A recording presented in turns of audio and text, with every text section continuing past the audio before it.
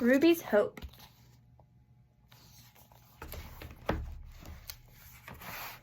Ruby and her family were slow to leave Oklahoma.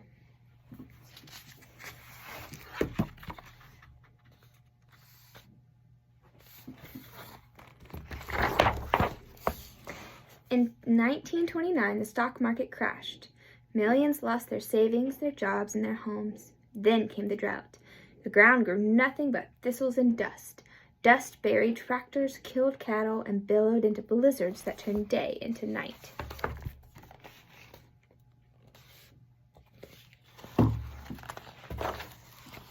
Years later, food was getting harder to find. Leaving seemed to be the only thing left to do.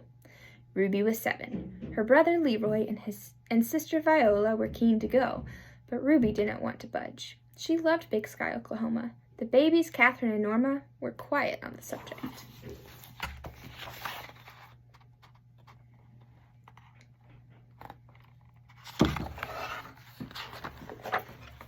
Ruby was watering a thistle that grew near the house. She had once had baby chicks to feed, but they all died.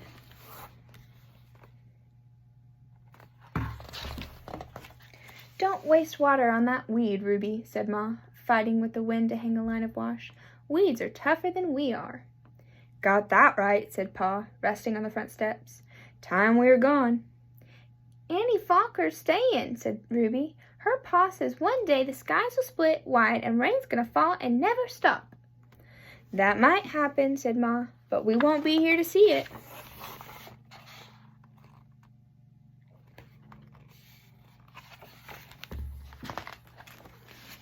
One morning, Ruby woke to find everyone busy. Pa and Leroy were fixing the car. Ma and Viola were packing up the kitchen. "Ruby, mind the babies," said Ma. "We're leaving today." "So soon?" asked Ruby. She felt her stomach drop. It was all happening too fast. The Hudson Super 6 was packed tightly with everything needed to live on the road. A lantern, pots to cook and wash in, a big fry pan and coffee pot, plates and cups, spoons, knives and forks, clothes, and tools. 2 mattresses held it all down. It was time to hit the road. Ma and the babies sat in the front. Leroy and Viola sat up top. Only Ruby wasn't budging.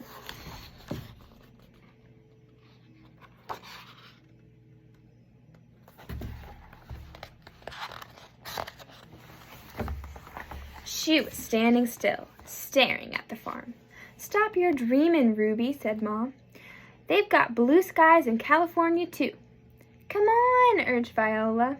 Ruby wanted to remember every detail of the place she had once called home.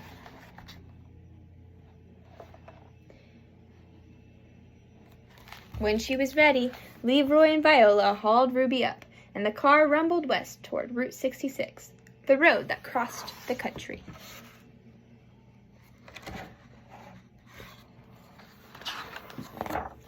It took 2 weeks and many flat tires to reach the rich fields of California. Ruby couldn't get over how green everything was.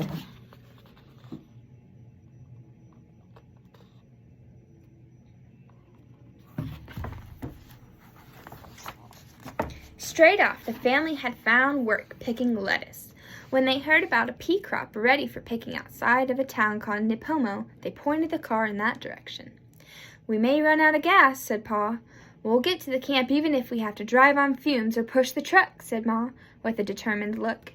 It sometimes seemed to Ruby that Ma pushed hope to its limits.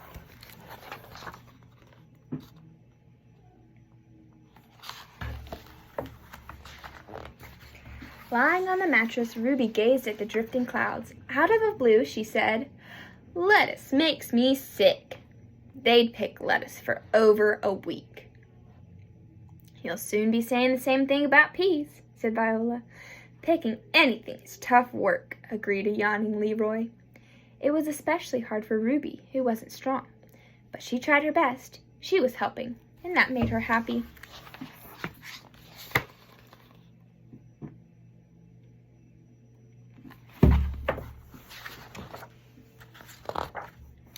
Pa drove the sputtering Hudson onto the dirt road, and that's where the gas ran out. The car coasted to a stop just inside the camp. The next morning, Ruby woke to the feel of icy air in her nose and mouth. There had been a frost overnight, and the pea crop was ruined. "What do we do now, Pa?" asked Leroy. "We'll try to get work in town," replied Pa. "Then we'll move on."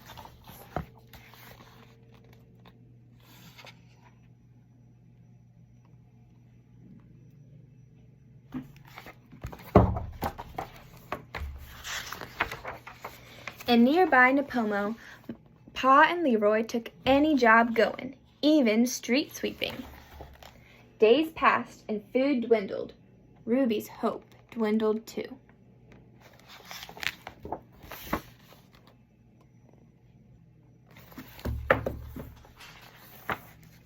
But not Ma's. Every day she cooked a bit extra so that the kids who crowded around the campfire might get a bite or two.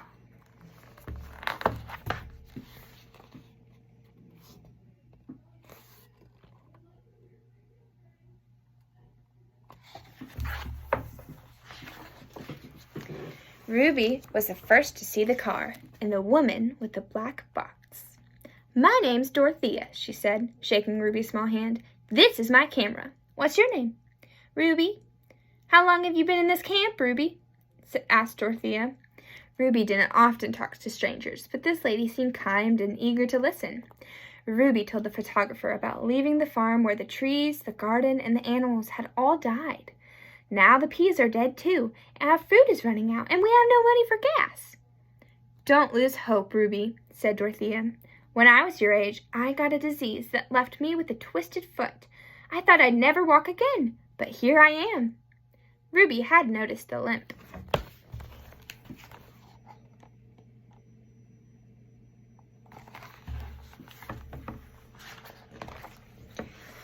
"Why are you carrying that camera?" "The government hired me to take photographs of migrant farm workers." Suddenly, Ruby had an idea. "Would you like to take my mama's picture?" Dorothea wanted to go, so Ruby led her toward the family's lean-to. They skirted a large icy pond. The photographer walked slowly, but Ruby ran ahead.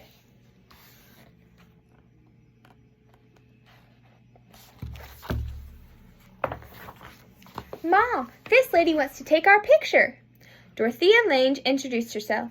She told Ma about the government program that gave photographers like herself work recording the damage done to farmers by the Depression. "May I take your picture? People who will see it will realize how hard life is for migrant workers." Ma gave the stranger a long, hard look. Her clothes weren't new, but neither were they dirty or torn, and her voice sounded big city. But the photographer's eyes were kind, so Mom agreed. "Take your pictures, though I don't see what good they'll do. We need gas to leave this place. We need food, not photographs."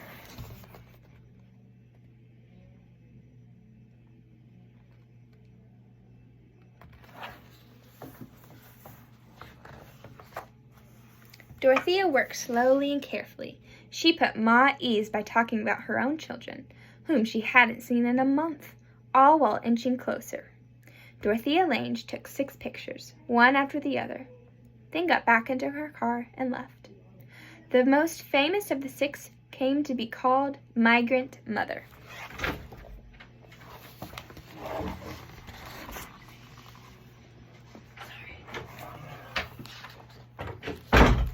When the photographers of the mother with 3 of her children made the newspaper, people opened their hearts. Again, Ruby was the first to spot the trucks the day they rolled into camp. They brought 20,000 pounds of food and something more precious: hope.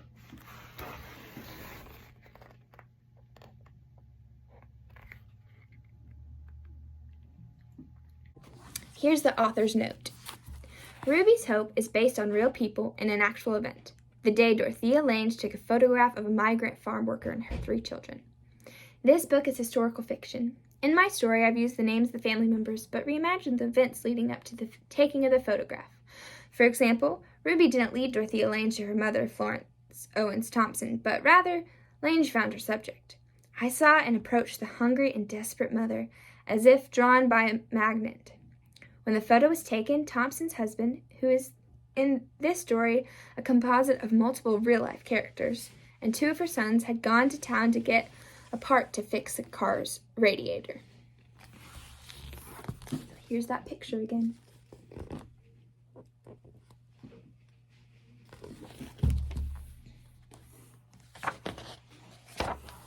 How the migrant mother came to be.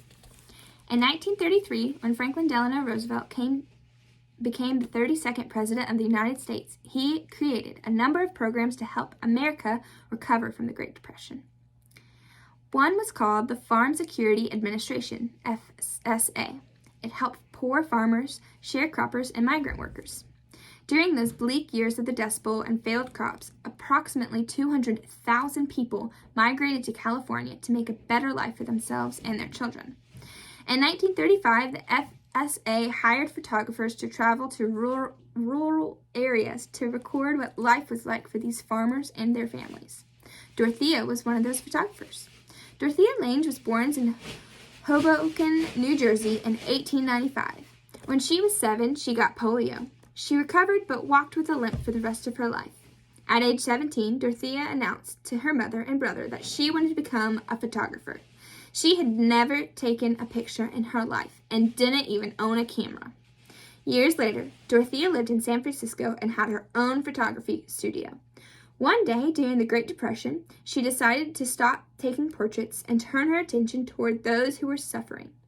Early in 1936, Dorothea was driving home from an assignment when she passed a sign for a pea pickers camp near Nipomo in California.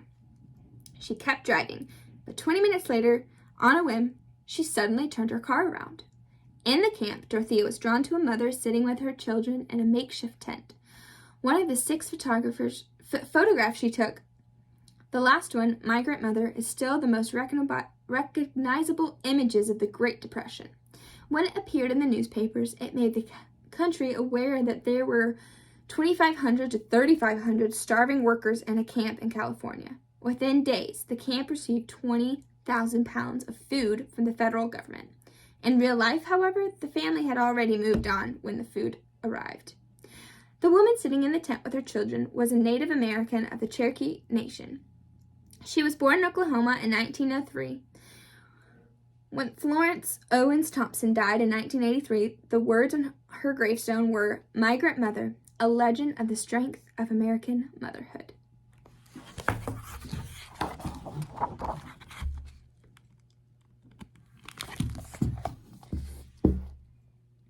And that is Ruby's Hope by Monica Culling, illustrated by Sarah Vojak, maybe. I'm not sure how you pronounce that.